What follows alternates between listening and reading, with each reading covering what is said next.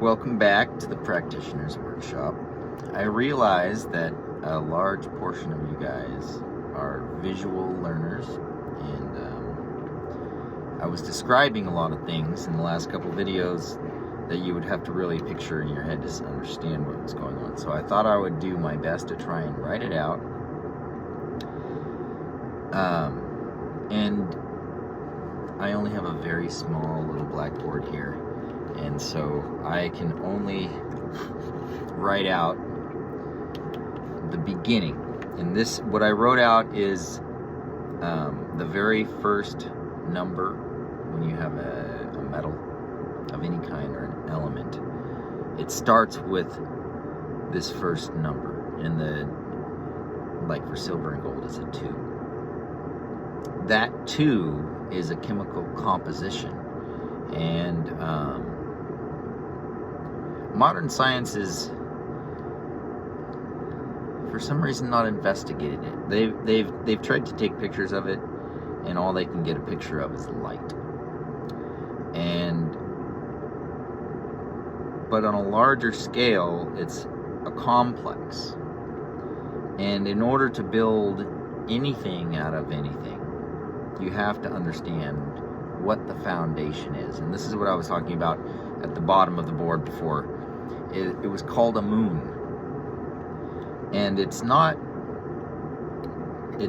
anything like an ammonia that you would find anywhere. It has to be prepared according to philosophic standards. But to my understanding, to the best of my ability of understanding this, I have written out the structure of this substance. And here it is. Let's see if you can capture that. See if you can get it where there's the least amount of reflections. Are you seeing this? Okay, so you have the square. Right, that's the cube of the throne of Isis, and then inside the square you have the cross, and off the cross you have crosses. But what you have here at the very center of every element is this H right here, and then there's a layer of fire. And then there's a layer of earth. And the earth, let's see if I can get this where you can see it here. So we have water, water's the base, fire, air, and earth.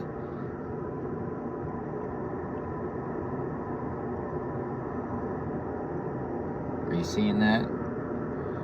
Water, fire, air, and earth. Hydrogen, nitrogen, oxygen, and sulfur.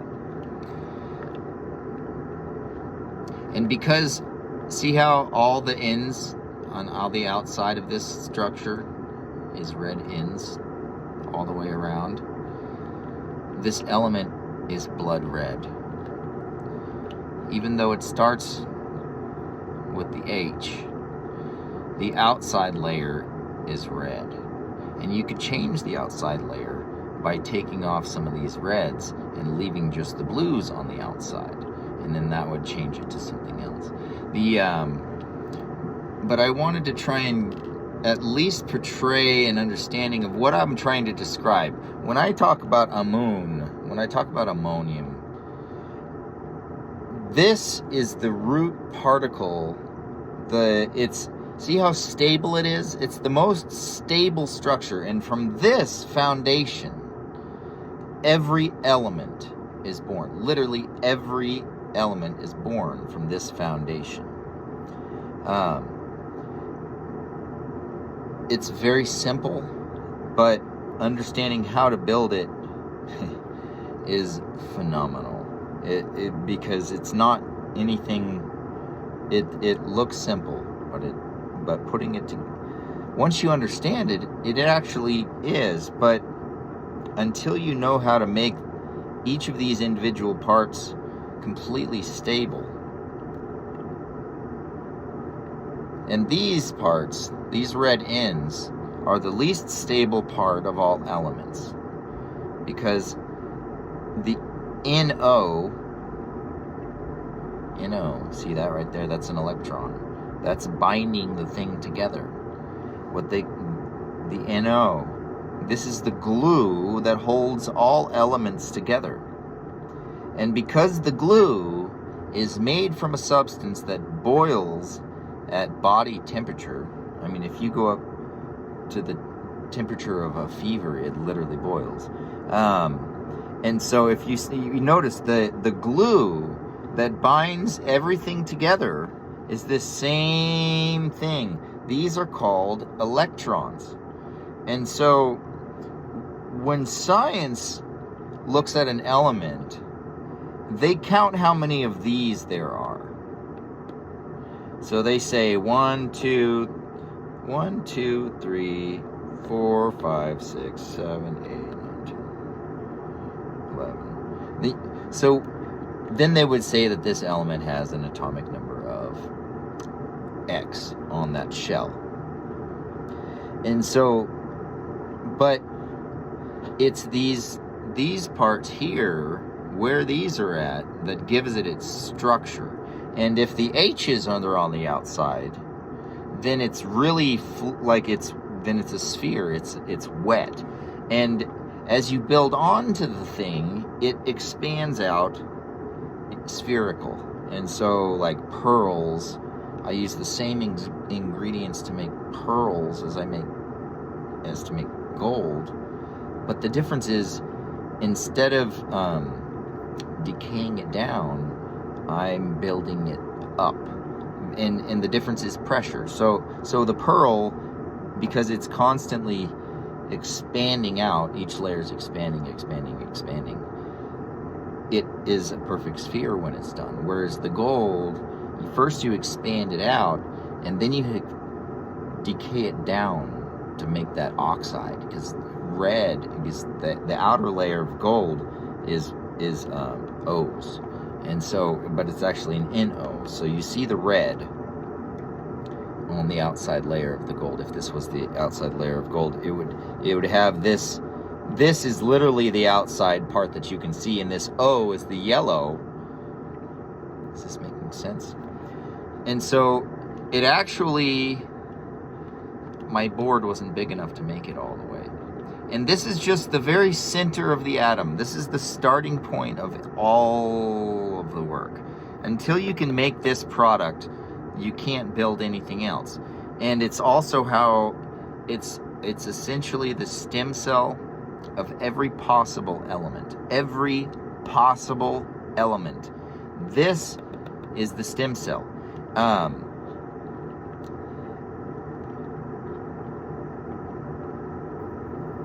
It's the root that all the elements grow out of. And it's born at a low temperature and low pressure.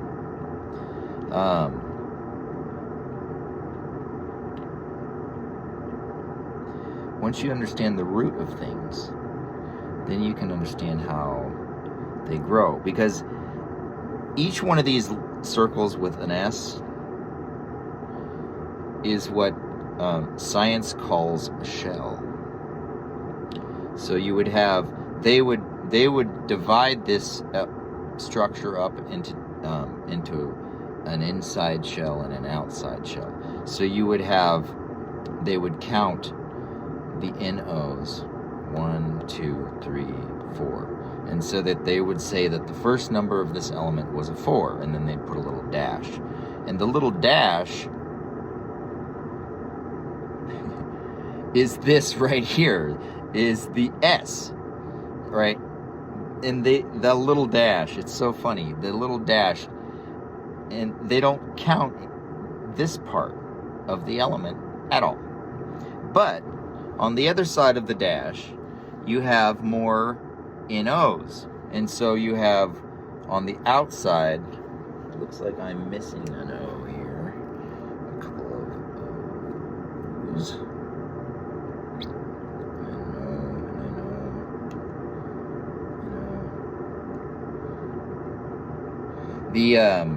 So you end up counting the ones that are outside of the sulfur for the next shell. So you have 1, 2, 3, 4, 5, 6, 7, 8, 9, 10, 11, 12. So they would say the next number after, because there's a 4 NOs here, and then there's a shell. And then there's the NOs outside of the shell. And so these electrons are the only part that they're counting. For some reason, this S doesn't get counted. It gets a little dash instead. And that means that you have two separate structures. And inside of the shell, you have SOON. Like if you were looking at the O to O across as a circle like this, and skipping those outside ends. I guess I'm trying to understand it as I explain it here. Basically, your element, as it's described, they're only going to be counting this part for the first shell. And then they count this part. Let's see.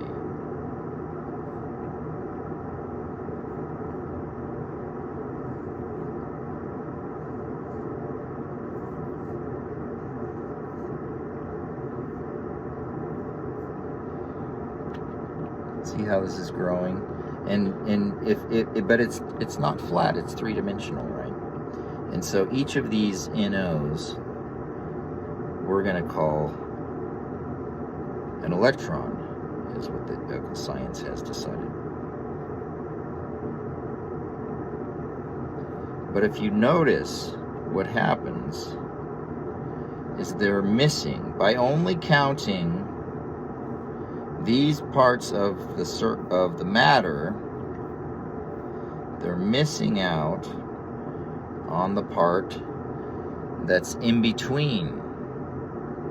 You see this? Okay, so now if you look at how, if you only circle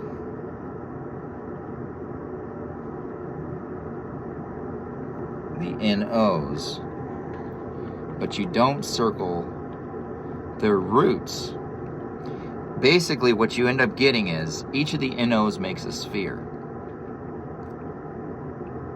And if you take the spheres and you put them together, there's a gap in between the spheres. And if you put four circles together, you end up with a square, a four-pointed gap, right? And if you put three circles together, you end up with a three-pointed gap. But because they're not counting this part right here in the middle, they're missing the understanding of how it works. Because without counting this, the S, see there's an S in there. I'll make it blue so you can see it better. Is that blue? Blue. We'll make this S's blue so you can see them as well with the H's. But it's these S's and H's are the gap in between the electrons. And that's the part that they're missing. And it's really the flower of life all over again. And this like you have to think of it in three-dimensional. And like the picture that I sent it's a globe of the flower of life. It's round. But you have to imagine that each of like you have 6 petals inside there. Imagine that those are the 6 facets of the tip of a crystal, right? So the flower of life is a round sphere, but it has the points of crystals growing out of it. Some of them are 6-pointed and some of them are 5-pointed. In order to make a sphere, you have to combine 5-pointed and 6-pointed hexagons and pentagons. And so then you end up with a sphere. But just like when you can open a banana and it's a round, but if you carefully, there's actually 3 parts of it, and they can be separated, and they're triangular, right? Those 3 triangles come together and make something that's round, because they each have an outside curve, but it's faceted. It's faceted like a gemstone. And so you have to think of this the way that you think of a gemstone. When you're looking at the flower of life, imagine it spherical. All of these 6-pointed and 5-pointed shapes all fitting together into a perfect sphere. But each 6-pointed, it's not flat. It's a 6-sided crystal tip growing up, and then a 5-sided crystal tip growing up. And that's the actual form. And those facets, just like a banana could be peeled off, those triangular shapes, they go all the way down through the structure of this flower. And it's these spaces in between that aren't being accounted for. Those are it's where the facets come together, but there's a root, like a core. Just like in a tree, there's the center ring that all the other rings come off of. Well, the ring that all the other rings come off of starts here. And so if you only count the spheres around, they don't ever question, well, how come the spheres stick to each other? How come oxygen is attracted to hydrogen? Why is it become 2 H's and an O so easily? And we find it all over nature, so it must be a pretty natural thing for one oxygen to receive 2 hydrogens.